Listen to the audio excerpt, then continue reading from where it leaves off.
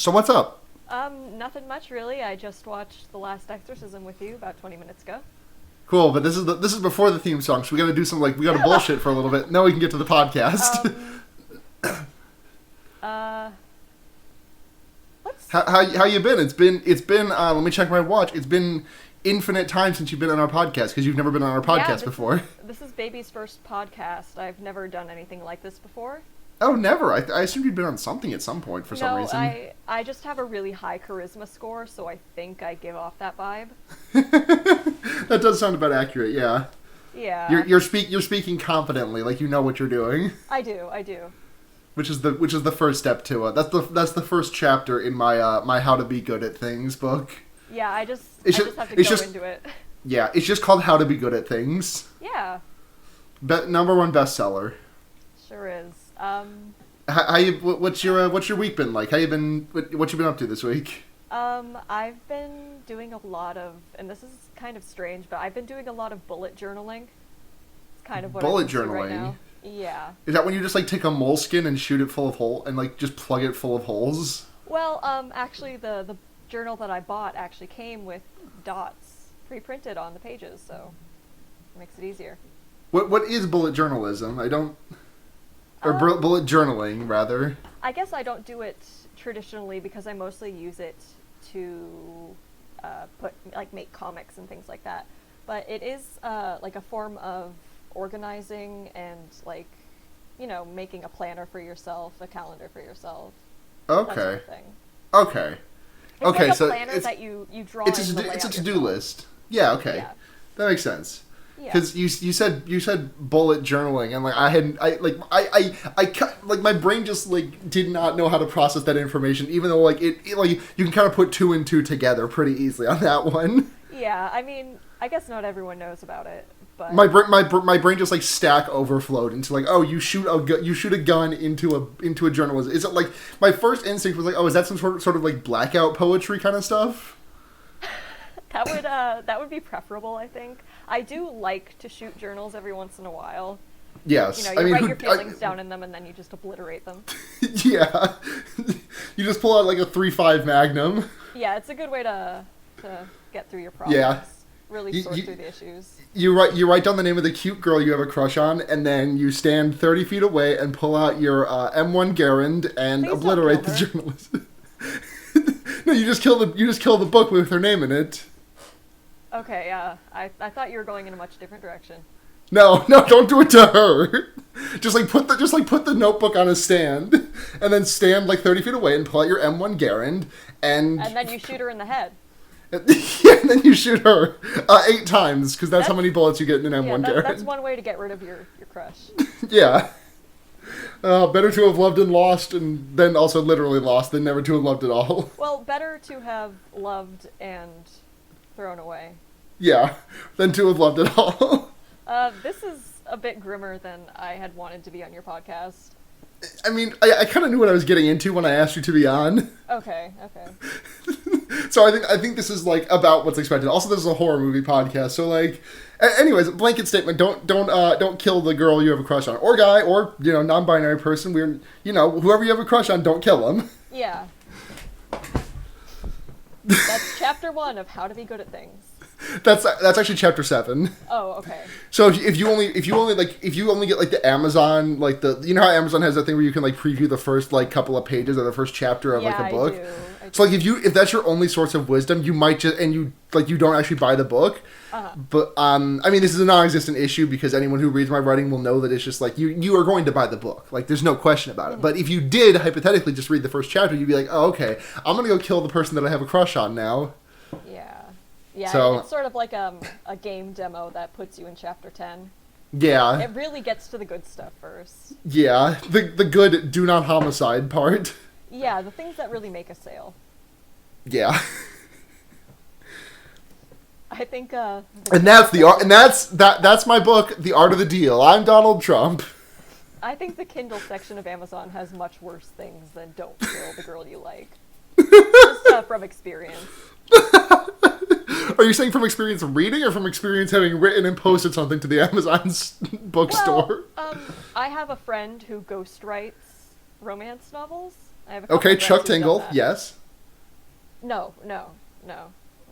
They're not quite on that level, unfortunately. It's a very serious venture. Oh, okay. Like, I don't know anything about Amazon Kindle stuff except for what Colin Space Twinks posts about a lot of the time, which is stuff that he has written under the name T Bell, which, Taco Bell. Yeah.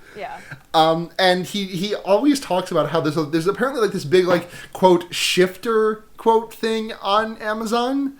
Shifter. Like, yeah, it's like furries, but they're too coward to be anthropomorphics, and they're too cowardly to be you watch Teen Titans, right? Like the original Teen Titans. Yeah. You know how like you never actually saw Beast Boy change? He would just the camera would be obscured.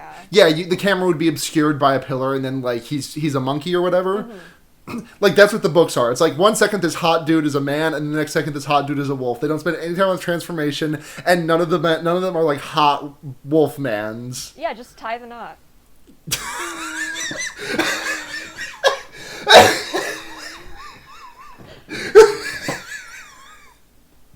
Don't tie a bow, just tie the knot.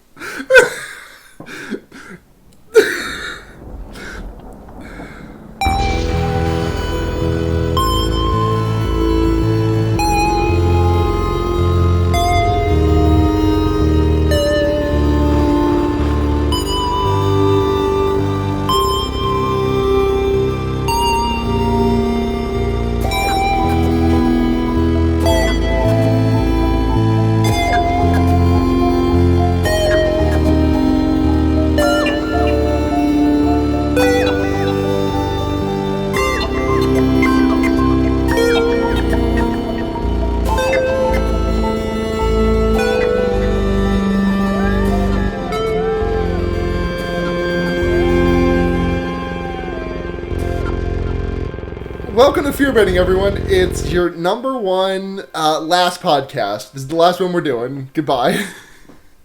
Just kidding. We're good. We're not. But that's the theme for this week because it's the last Exorcism that we watched. Yeah, the very last one. The very last Exorcism. There were none after, except for the last Exorcism 2. Oh, yeah. There actually, if I remember correctly, wasn't any actual exorcism that occurred in the last Exorcism 2. So it was the last Exorcism. Yeah. I'm Lulu. I should have mentioned that. I'm Devin. Devin is a friend of mine who I've kind of wanted to have on the show for a little while because Devin seems to have some very good opinions about horror movies and stuff. Some opinions that are very in line with my own about a lot of movies. And with Blair gone, what better time to have them on than now? Yes, thank you. So welcome, Devin. So talk a little bit about yourself. What's your background with horror movies or games or books or whatever? And tell us just a little bit about yourself. When I was a child, I was afraid of quite literally everything. There was a stage in my early childhood where I would not look at a TV for 6 months because I saw a commercial for Bride of Chucky. Yeah, that lasted about 6 months. I didn't watch movies, or I didn't look at Mirrors for 6 months because I saw a trailer for the Kiefer Sutherland horror film Mirrors. Oh, yeah, I remember that movie. Yeah. Anyways, go on. And then when I was 13, I played a game called Haunting Ground. It's that game. Games. Yeah, it's a PS2 survival horror game. Mm-hmm. With a dog. Yes, and from then on, I got hooked on other PS2 survival horror games. And I, of course, from there moved on to movies. And again, this was about when I was 14. And I just marathoned as many horror movies as I could get my hands on. And now I'm here. Yeah. Congrats, welcome. You finally made it to the big leagues. I did. And so we're going to take a quick look at some upcoming horror movies, what's on the horizon. That trailer for what the hell is it? I'm sure you know what I'm talking about, but the one about the family, where the grandmother dies and the daughter Hereditary? is Hereditary. Yeah, I talked about it a little bit last week, but I'm so fucking excited to see it. Yeah, I don't really watch movie trailers anymore, but I am very excited about that movie. Yeah. I mean, it's A24, so of course it's gonna be great. Yeah, they always publish good movies. Yeah, I'm assuming you saw It Comes at Night. I did. Oh my god, that movie was so good. It was really good, but unfortunately, I knew beforehand that it was like soul-crushingly depressing. Yeah. It didn't like move me as much as it probably could have. Yeah. But like, God, that last shot in the movie. It's so good. It's so bleak and just desolate. Like, I know. It's really a fantastic. Oh. We need to do that movie on this podcast at some point. That was one of my favorite movies I saw last year. It was like, I mean, I saw Get Out, which was my number one of last year, but like by a mile. And then like It Comes at Night was probably like top 5, top 3. It's definitely one of the like best made movies that I watched. Yeah, it's like in terms of like sheer quality, I think it's like the second best movie that I saw last year because for sure. number one was Get Out. I actually haven't seen Get Out yet. Oh, you need to. The thing is that I don't want to watch it illegally. I want to buy a copy. Mm-hmm. And so I just haven't done that yet. Yeah. God, Get Out put out, or A24 put out a lot of movies last year. Mm-hmm. Yeah. We had The Black Coat's Daughter, which you talked about, which you mentioned to me. Yes, it's one of my favorites. They put out The Florida Project, which I've heard a lot of things about. Yeah. Some of them good, some of them not. Mm-hmm. Killing of a Sacred Deer, which I've been dying to see. Oh, I watched that. Yeah. Lady Bird, Disaster Artist. Oh, I didn't know they put out Lady Bird. Yeah, I haven't seen that yet. I didn't see many movies from last year. Yeah. Ugh. But it's I never knew the publication company by name until I saw The Witch. I had never really like heard of them before that, but I think they've probably put out a lot of movies that I've liked that I just Green Room were published by them. They did Green Room. Oh yeah, I like Green Room. Yeah, Green Room is so good. I watched another movie that guy directed, Blue Ruin. Oh my god. Yeah. Oh, Blue Ruin was incredible. Yeah, it's a very good movie. He's got another movie coming out this year on Netflix called Hold the Dark. He also directed Don't Breathe. If I really? remember correctly. It's not showing. It's not showing up on his Wikipedia page. Oh, that's weird. That Jeremy Saulnier was the director. In question here. Mm-hmm. And maybe I'm thinking the producer. Don't Breathe was Fede Alvarez. Okay.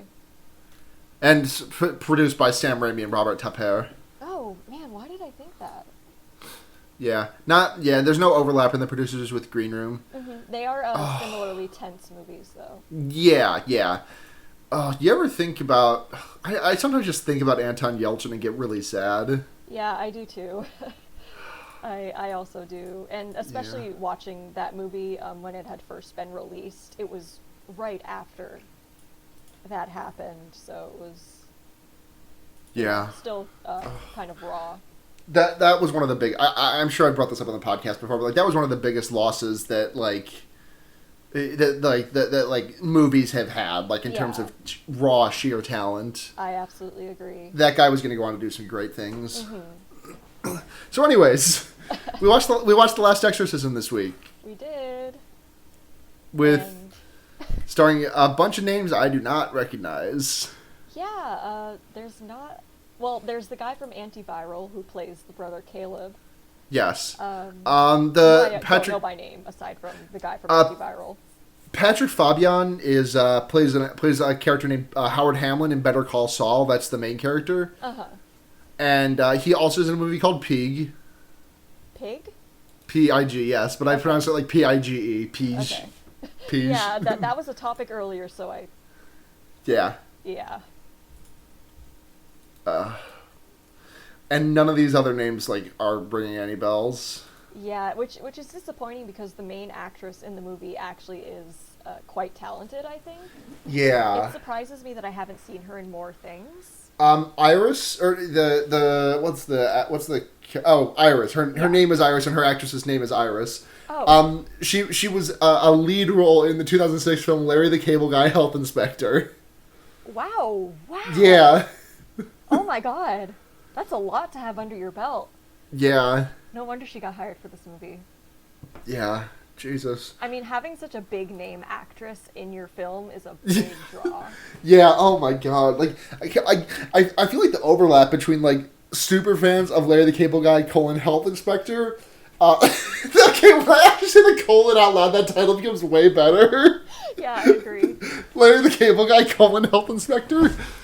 Like, I'm sure the overlap of people who are fans of that and also people who are friends of like found footage movies is like just a single circle. Those people love death. Yeah, they crave it. They crave it in all forms. or they cannot experience it themselves. No, because if they die, they know they cannot watch Larry the Cable Guy Health Inspector anymore. Exactly. Also, that movie, it's cursed. So is it? I've never seen it. It's deeply, deeply cursed. I've never seen it either, and that's why. Yeah. Kills anyone who watches it within 7 days. Yeah. Oh man. Did you see Rings? By the way, yes, I'm just curious. I did, and it was awful. Oh, I'm sorry. I watched Nick Sphere's review it recently. Can we pause 1 second? I just realized when I said that a second ago about the movie killing people in 7 days, I contradicted my own lore. Okay. So I just wanted to clear that up, that it does not kill you in 7 days. Okay. I'm really, really sorry for that misstep I took just now, but continue. We will overlook it this time, but if you do it again, you will be summarily executed. Okay, I'm on thin fucking ice. Can I say the fuck word on this podcast? You're the first person to ever ask that. I appreciate it. Yes, you can. You absolutely can, and you are encouraged to say the fuck word as much as you possibly can. It's so funny because like I listen to like podcasts with people that have guests on it all the time, and like they ask if they can swear all the time. This is the first time I've ever had anyone ask us or me if they can swear on this podcast. Yeah, I mean. The last Exorcism is rated R, but that doesn't mean the podcast has to be. I mean, that's fair, but like, yes, we encourage you to say the fuck word with aplomb. Okay, thank you. Good to know. Oh god. Yeah, I was saying I watched the Nick Sphere's review of Rings, and God, I love Nick Sphere's. Nick Sphere's is very good. Yeah. I haven't seen a whole lot of her videos, but I sort of watch a lot of the people who are within that circle of horror YouTubers. I think it's genuinely funny how like within 24 hours of each other, like she came out as like she posted about that, and then in this like within 24 hours, Nightmind was like, "Hey, I'm bisexual and I have a boyfriend." Yeah, that was so good. Yeah, horror belongs to the gays. It extremely does, because I mean I wrote an essay about this in college, which is just that like in the same way that like LGBTQ people align themselves with the villains in Disney movies because they draw so much, the sort of like sense of otherness that you get from these horror movie villains, like that is kind of inescapable. And it's like sometimes I remember talking about Under the Skin and that's such a good movie. and Candyman as examples of this, because Under the Skin is very explicitly like it. Even I don't know. I believe I read somewhere that the director did not entirely intend it as such, but is extremely pretty much explicitly to me, even if accidental, a very trans narrative. Yeah, I agree wholeheartedly. And Candyman obviously is about like the scariness of a black person, like in an era where miscegenation, which is a great word by the way. It is. Yeah, in an era where miscegenation was like a big fear, like I mean, I guess that's still kind of a big fear among racists, but like Candyman was definitely kind of preying upon that a little bit. Yeah. But there's this sort of alignment with the monstrous that we as LGBTQ people have, that this sort of otherness, the ostracization of being not like everyone else. Anyways, I wrote an essay about this in college, and I gave like a speech. I did like a speech about it too. Sounds great. I do agree that Under the Skin is a very trans narrative. Yeah, extremely so. Great. I mean, I'm trans, and I love to watch people die on the beach. Yeah. Well, the one part about that movie that is very difficult to watch is the fact that it is a baby that dies on that beach. Well, no, there's more than a baby, but let's move on. Oh, yeah. Continue. Let's not get into baby talk. Yeah. So The Last Exorcism. The Last Exorcism. Okay. There's... So, would you like to describe it, or should I just, like, get into it? So, I mean, it's a found footage supernatural horror film, as you might expect. It's about Pastor Cotton. Yes. Reverend Cotton Marcus. Which, with a name like Reverend Cotton Marcus, this man is absolutely... We don't see any evidence of it, but this man is absolutely the most racist motherfucker you have ever met in your life. Actually, while we're on the topic of his name, this is a bit of symbolism that I think not a lot of people catch on to when they watch this movie. It's a very, very important part of his character, too. So we have this character named Reverend Cotton. And Yes. Reverend Cotton is shown to own a cross vape rig. Now...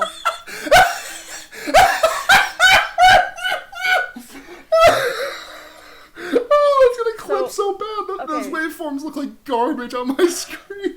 So his name being Cotton really, really ties into, like, you know, the symbolism and the parallels between his vape rig and, you know, the essence of his character. I genuinely thought you were like gonna like drop some like deep film insight on me.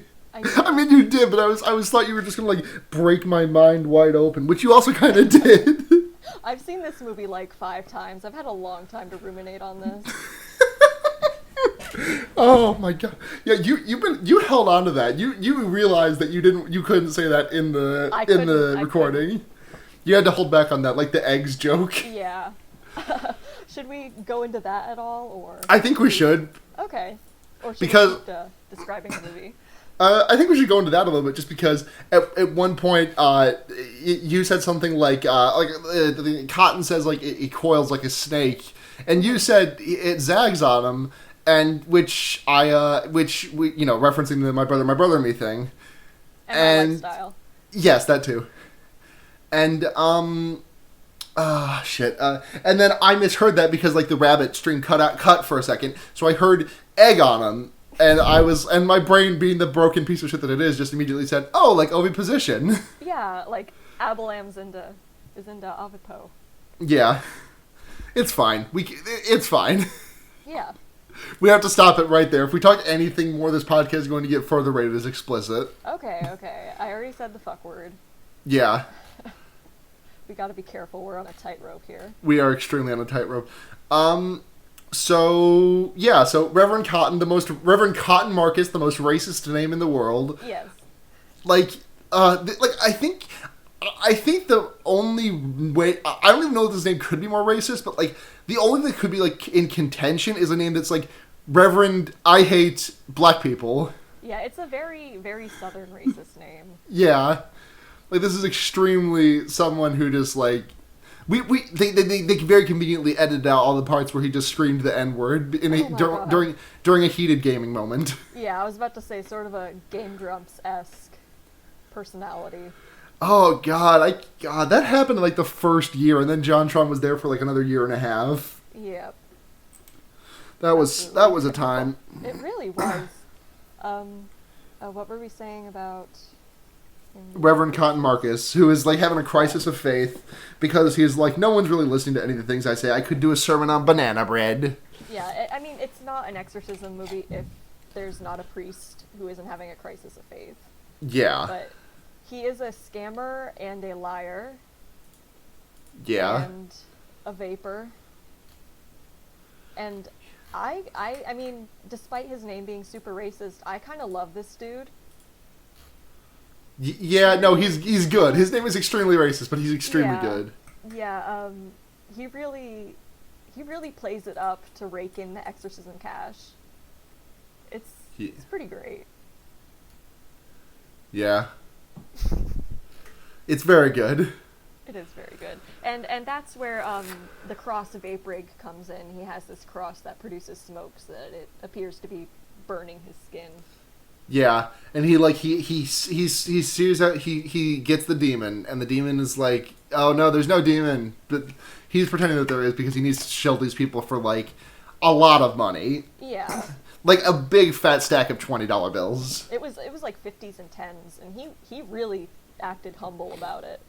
Yeah. But he definitely just like scammed these people out of money because like it's like very creepy, and he's just like, well, this is just like a standard. I'm just gonna pretend to be an exorcist and do my thing. Yeah, he has like his whole like ambient noise sound design machine that makes demon noises and thumps around the house. Yeah. Yeah, it's very much like it's very much what the cast in the Borderlands was expecting to find when they went to that miracle. God, I love that movie.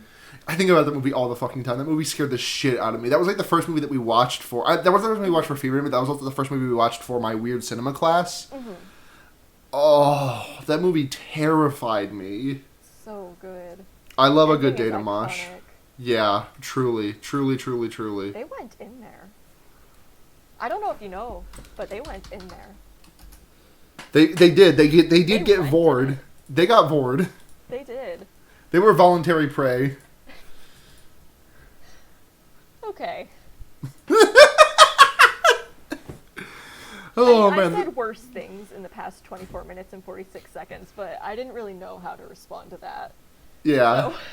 Yeah. Oh, my God. Okay, so he does that, and he's like, well, my job here is done. Let's go. I did the whole exorcism. And then things get It pops weird. off. It pops off. Devin, if you want to take the... I kind of like have the sequence of events out of order in my head, so if you want to... Alrighty, so it pops off the night after the exorcism when Father Reverend Spaghetti... Reverend Spaghetti? yeah, he's staying in the hotel room that he booked in the small town that they're in. And Nell, the girl who is possessed, shows up in his hotel room without any warning. So they get her to a hospital, and the father refuses to give her any sort of like psychiatric tests or anything like that. And they take her home, and the next day or so they get a phone call that reveals that Nell is pregnant. Uh-oh. Wait, we skipped a cute scene. We skipped the Dockers. Oh, yeah, my favorite part. Iris, the camera or sound woman, she has a pair of Doc Martens that Nell really likes, and she gives them to her, and Nell wears them for the rest of the movie, and it's so precious. It's super cute. And that's part of why I like this movie, is that the movie really makes you care about Nell. She is such a sweet girl who is... You really, really feel bad for her and want her... You want nothing bad to happen to her, and I think that's one of the most important things that you can achieve in a horror movie, is that you don't want anything bad to happen to the main characters. Yeah. It's the most important thing to, invest the audience. You should be watching a horror movie thinking, I don't want these people to die, because that's where the horror comes from. Yeah. And... No, these characters are all very good, and you're like, I don't want any of these people to die. Yeah. But the movie does show you pretty explicitly through some fan art that Nell draws that these characters are going to die violently. These characters are Pokemon going to die. I'm Pokemon going to leave this podcast. So it's revealed that she's pregnant, and then it pops off again.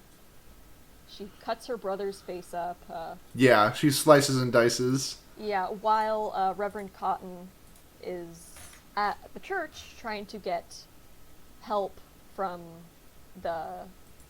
What is the church guy called? A deacon? Yes, the deacon. A big old bitch. A big old bitch. Yeah. Okay, and in this church there is a woman, this very short woman, who is just delightful. Yeah. I said it several times while we were watching it. She is just delightful. If you've ever seen The Bye-Bye Man, she is to this movie what the flower seller man is to the Bye-Bye Man. She is just absolutely delightful. And yeah. thankfully she shows up a couple multiple more times. Yeah, she's extremely good. She's very good and very short. And yeah. She is just delightful. So, Father Spaghetti is trying to get help from the deacon, but what is her dad's name? I think her dad's name is James or something. Her father has had some trouble with the deacon in the past, and so the deacon doesn't really want to intervene at all with the exorcism, which is an important detail that I don't know if I should reveal now or come back to later. You can reveal it now. Can I go out and say it? Okay. Yeah, So, bring the thunder. He's actually the leader of some sort of coalition of people who are bringing a demon into the world. And Nell is the catalyst, because Abalam gave her that sweet egg nut. he did. And Oh, a this is this is a millipede this is comes out. this is a heinous and unlistenable podcast. But I enjoy making this like while Blair is gone. Like I need to like this is like the version of that post where it's like my wife went on vacation, so I cut off yeah. all the sleeves off all my shirts, and like since Blair and I are just really good friends, like Blair is still like 80% of my impulse control. The other 20% is my girlfriend. God, no, what were we talking about? I got like distracted by the Eggnut. by the Oh, you have to get up pretty early to catch you off guard like that. Okay, so I kind of jumped ahead there with the millipede baby. Yes. But, after Nell breaks some of her fingers and does some crazy acrobatics in a little barn. And then she offers her father a blowing job. No, she offers the Reverend a blowing job. Oh, my apologies. Yeah, she offers the Reverend a blowing job. But and then he's like, wait a minute, a demon would know what a blowjob is. Yeah. I mean, You're just a teenage girl. Maybe the demon doesn't know about it. The demons fuck 24/7. I don't know. I think we've got some ace representation here. No. No. So it's revealed a few scenes later that Nell had sex with a boy in town, and he's the one who got her pregnant. Oh, there's a boy. Okay, so they just need to go in town and see who's got the Ovipositor. And Yeah, I kind of already fucked this one up. I brought it up too early, but anyway, the kid who look for the kid with like the really weird bulge in their pants. Yeah, you've got your guy. Yeah, like if someone in town was wearing a kilt, like inspect that. Yeah, get on that immediately. Yeah. So just like blow it up Bruce Almighty style. Yeah. So they go to the diner where this boy works, and This podcast is in fact terrible. Pardon? I'm ruining this podcast actively. I mean, we're only 31 minutes in. We can restart. It's not too late. No, we can't. Okay. This kind of is entirely unlistenable, but also like I cannot imagine not posting it. Okay. So I appreciate the offer though. If you can fake a genuine laugh really well, I can do that. Like, if you need me to pretend to laugh at jokes that you've already made, I've got it. Oh my god, no, but I am leaving that offer in, though, because that's the nicest thing anyone's ever done on this podcast. Yeah, of course, anything. Oh. The boy did not, in fact, get her pregnant because he is a homosexual. he is a gay. He is a gay, and he's very because he lives in the fucking sticks. Like, of course, he's very quiet about it. He's like, I don't really like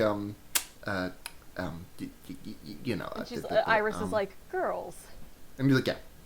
Yeah, and You, Iris is the director. No, I was going to say that Iris is the other side of the mirror because she's very clearly gay. She walks into this obscenely. She walks into this movie with those red-brown Doc Martens. Yep. Like, you... It kind of sucks. It kind of sucks that Doc Martens are both like extremely gay shoes, but also like the official Nazi footwear. Oh, jeez. That sucks. That's why I have a knockoff pair. Yeah, like, I think about Green Room taught me that, and I think about it all the time. Oh yeah. I don't know if I've ever talked about it on this podcast, but back when I worked at Petco, we had a Nazi come into our store on frequent basis. Oh no. Like an actual, like true blue. Like he literally had the SS bolts and the Third Reich tattooed on his neck. That man doesn't deserve to be anywhere near any animals ever. No. He tried to I had to help him buy his son a fish because I either had to do that it was going to be in the fish section. I either had to do that or I would probably get fired on the spot because corporate America cares about the bottom line more than it cares about like Nazis. Yeah, and I mean pet stores are notorious for not caring about fish. Yeah. I mean, we had a thing where like we had to make sure that like we couldn't sell a goldfish to you without a filter. Oh, that's really Because good. yeah, no, Petco's actually decent about that stuff, but like awesome. yeah, yeah. My dream is to be the guy who says "Welcome to PetSmart" when people walk into Petco. Like that's the kind of person I want to be. I once got a lizard from PetSmart, and it didn't survive for 6 months because it was so ill. Mm-hmm. The poor thing. It's a disappointment. Had to like force feed it everything because it wouldn't eat. Yeah. Okay, so on the subject of lizards. Yes, go on. You know where this is going, don't you? Oh yes, egg nut. Continue. No, I was gonna talk about how we saw. Well, I showed you a magnificent image. Photo of Poncho. Yes. Yes, the photo of Poncho where her titties are out. Her titties are entirely out. These lizard titties protected us for the last 25 minutes or so of the movie. Yeah. When it really, really pops off. Yeah. Sometimes you need like a little comforting, like a little haven of lizard titty that you can just look at anytime you want. Yeah, I'm looking at it right now, and I gotta tell you, it's extremely good. I'll link it in the show notes. It's really like a soothing presence. It really is. It looks like she's got like one arm out, and it's like looks like a friend like reaching across the table to comfort you. Yeah. Like she'd have like a beer. There's like a beer off to the side. Yeah, she's. Cause it's like 12:45 a.m. and you're like sitting outside around, and it's like summer, and you're sitting outside around that like one of those weird glass tables. Glass with the umbrella on top. Yep. Yeah. Yep. And Pancho just reaches a hand across the table to hold yours and just assures you that it's all going to be okay. Yeah, and then you have like kind of a romantic, flirty romp in the pool. It's really, really beautiful, actually. You know, it's dark, and the pool lights make the water. You ever heard the REM song "Night Swimming"? That's what it's about. Yeah, it's about swimming with a beardy. It's a really romantic time with Poncho. Yeah. Poncho the bearded dragon that you shared at 3 a.m. at like your friend's dad's house. And you don't really know, you don't really know your friend's dad that well, but you're sleeping over. Yeah. And you just have like a kind of like a really wholesome romantic romp in the pool with Poncho the bearded dragon. Yeah. Oh, this is sweet. Yeah, it's like the moment that you realize that you're gay. Like, I'm serious. No, I agree. Transformative moments. Okay, anyway. Now that we're done writing fan fiction. Yeah. Continue. Where did we leave off? The blowing job just happened, I think. No. We were on the gay representation of this movie. Okay, yes. Right. So, anyway, they're like, oh, wow, so this kid is gay. He did not get Nell pregnant. So they drive back to the farm as soon as they can, and they discover that the little coalition led by the deacon and that delightful little woman from earlier. Yep. Yeah, she's right in on it. And I just love her. I don't care what she does. I really love this woman. And so the little coalition. She does pull that centipede baby out of She pulls the centipede baby out. She's so helpful. And then she throws it in the fire. Yeah. No, the deacon threw it into the fire. Okay. She gave it to the deacon who was wearing a red robe. Yeah, it got yote. It got yote? Yote. Oh, is that the past tense of yeet? Yeah. That's good. Okay, so the coalition has her dad tied up, and Caleb is in on it too, her brother. And so Nell births the millipede baby, and it gets thrown into the fire. And the Guro fan art from earlier that Nell drew of the camera crew and Reverend Cotton comes true. Yay. And we get that classic found footage running scene. Yeah. It's just fantastic. And the movie ends. Yep. And the movie ends with the cameraman getting his head cut off. Yeah, oh, right, yeah. And that's the last exorcism. The last exorcism happened, and a dude lost his head. A dude lost his what? Head. Okay. It sort of cut out there for a second. Yeah. I don't know how good of a job I did describing that movie, but I think you did a really good job. okay. All right. So we got questions. If you got questions, send them to fearbaiting@gmail.com or fearbaiting.tumblr.com or at fearbaiting on Twitter. We put out the question tweet and we got one response this week. We're very disappointed in all of you. I'm just kidding. We still love everyone listening. You're very special. I'm just gonna check the email, make sure we haven't gotten anything. Okay. You made Baby's first podcast a bit disappointing. Yeah. So I'm not mad, but Devin is very mad. I'm very mad. Okay. All right. So here's our question from @Pidmon. What if Spider-Man had demonic powers instead of that shit where he killed a fetus to restore the status quo? I'm just thinking of the skittering on wall shit I've seen in trailers for Exorcist movies, lol. I think he does in fact kill a fetus at some point. Yeah, so is the Deacon Spider-Man? I guess so. I think so. That raises some moral qualms. Does Deacon is Spider-Man? Does he? That's a good question. I don't know the Spider-Man lore. I don't really know about the fetus, so I'm just going to imagine it as it happened in this movie. Yeah. Also, Pidmon asks, would Beelzebub be a good patron? Beelzebub. What? He said Beelzebub. Oh. Beelzebutthole. Would he be a good demonic patron? Well, he's pretty high up there. Yeah. In hell. Yeah. You know, he's like he's also pretty high because he can't stop smoking weed. Yeah, I mean, you got that fire going. You know, you find a portal to hell and there's just steady smoke rising up. Yeah. From it. Yeah. You hotbox in there. Oh yeah, hell is a hot box for everyone, but for everyone except for the people who are the people who are trapped there. That's go ahead. If you rule over hell, you have a good time. You have the best weed. So Beelzebub has the second best weed in hell. Do you think there's weed in heaven? No. Damn. I'm sorry, there's no weed in heaven. That's rough. How do I get to be one of the devil's staffers? Because I could have horns, and I could also torture people, but bad people. Not I'm not a big fan of torture. Really? I'm not. No, I'm just joking. But so Beelzebub has the second best weed in hell.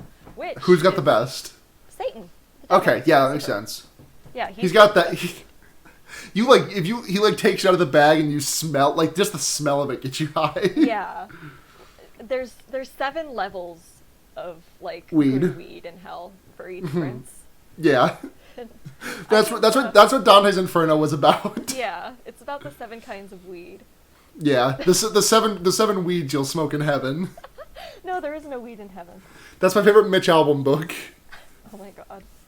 The 7 weeds you'll smoke in hell. Okay, so when you have Beelzebub as a patron, you're one step away from getting that primo weed. And he still gets you really good weed. It's just it's really not the best. So my answer is going to be yes. Yes, Beelzebub will get you the sickest weed. Yeah. That's it for questions this week. Now we're going to move into recommendations. Okay. Devin, what do you got? You got a recommendation? For anything in particular? Could be anything? Nothing in particular. I can go ahead. Oh yeah, you go first. So my recommendation this week is a movie that I mentioned earlier, Blue Ruin, directed by I'm going to cut this out. Directed by Jeremy Saulnier. It's the same guy who directed Green Room, like I said, and it's absolutely phenomenal. I think this guy is a fabulous director, and it's about this guy who his parents got murdered by this guy who's a member of this prominent family, and the guy only gets 2 years in jail for good behavior. And it's a really well done revenge story. It's very bleak too. Yeah, it's fantastic. It's yeah, it really is. Yeah, so it doesn't have to be horrible. It does not have to be even a movie. My recommendation last week was Celeste, and about a year ago, Blair did recommend pouring river water into your shoes. Oh, that's a good one. Yeah. Easy and free. Yeah. So, I guess my recommendation would be if you haven't seen The Borderlands yet, I would absolutely recommend that. But I mean, you've already done it on this podcast, so I assume at least a good portion of the listeners have seen it. But that is a very underrated movie. And another underrated horror movie that I would recommend is Hell House LLC. Hell House LLC. What? Yeah. It's about this crew of people who run, haunted houses around Halloween. Like little, it's directed by my favorite pasta, Cognetti. Yeah. Stephen Cognetti. And Father Spaghetti. Father Spaghetti. That's my Father Cotton Spaghetti. Father Cotton Spaghetti. Anyway, it's about the crew of people who make haunted houses around Halloween time. And it's a found footage movie, or sort of a mockumentary, I guess, but there is a found footage aspect to it. Uh-huh. And they get into a little more than they could handle. It's a little over their heads. Yeah. There's more going on there than they thought there was. Oh, yeah. Well, yeah, that's a good recommendation. Thank you. All right. Devin, where can people find you online if you want to be found online? So if you search my full name, I've ensured that there are no results. Sure. But if you'd like to find me on Twitter, which is where you can also find other avenues of contacting me, such as, Tumblr, Letterboxd, Steam. Flight Rising. Yeah, Flight Rising, that's an important one. I'm actually really proud of my lair. So if you want to give my dragons a look, you know where to find me. My Twitter is Asteriskos with an X instead of a K. So it's ASTERISXOS. I will post a link in the chat. Awesome. Or not in the chat. What the fuck? I'm streaming later tonight, so my brain's already in stream mode. That's I'll post a link in the show notes. Okay, awesome. This is also live. I don't know if you heard, but we have like hundreds of listeners live on Twitch. Oh, hell yeah. Yeah. Have we gotten any good donations? No, we haven't gotten any. We actually lost $5. Okay, because, so about how long is a typical fear baiting episode? About an hour. We're kind of playing fast and loose, but with Blair, we normally do like an hour, give or take, and like, so what I've found with these episodes is that they're either like 10 minutes over or like 15 minutes shy of an hour. Okay. Not a lot, so, this is on the shorter end, but I think it's understandable given the absence of Blair. Yeah, and also the fact that I have never been on a podcast. But I was going to say that we're at like 47 minutes, which is a pretty good run. Yeah. We got to a pretty good point. So, if you want to find me, I'm at Chie Shadonaka on Twitter or chiesatsunakas.tumblr.com. If you want to help support the show, patreon.com/fearbaiting. You give just $1 a month, and you get access to like a bunch of like polls and stuff. Help choose the movies. And higher donation levels, you can send in a message and stuff. And there's some people who donated recently or up to their pledge that now have access to the donation levels. Like a friend of the show and host last week, Michael, went from, I believe, $4.20 to a higher donation level. So, Michael, you can send us a message now to say on the show, even though you kind of already do that with your asks anyways. But you can make us read anything. Ooh. Yeah. Do we have anything interesting to read this week? No, we don't. I haven't really said anything about it in a while because I sometimes forget that it happens because I'm bad about this. But anything else? If you can't support us through that, I completely understand. Give us like a rating or review on iTunes or just like tweet about us. That would be excellent. We would really appreciate the word of mouth. And I think, and you can check my other podcasts out. Henry Kissinger's Pokemon Going to Die and The Wonder Geeks, which is an Animorphs podcast, and Henry Kissinger's a leftism podcast. And I think that's going to do it. So, Devin, I'm messaging you the thing that we say at the end of the show. So when I throw it to you, you will say that. Okay? Can I say my parting words first? Oh, yes. What are your parting words? I'm sorry. Okay, that's fair. All right. Well, we'll see you again next week. Well, not you, but the rest of the people listening. Mm-hmm. And until then, I'm Lulu. I'm Devin. And remember, you can put a fucked up guy. Good night.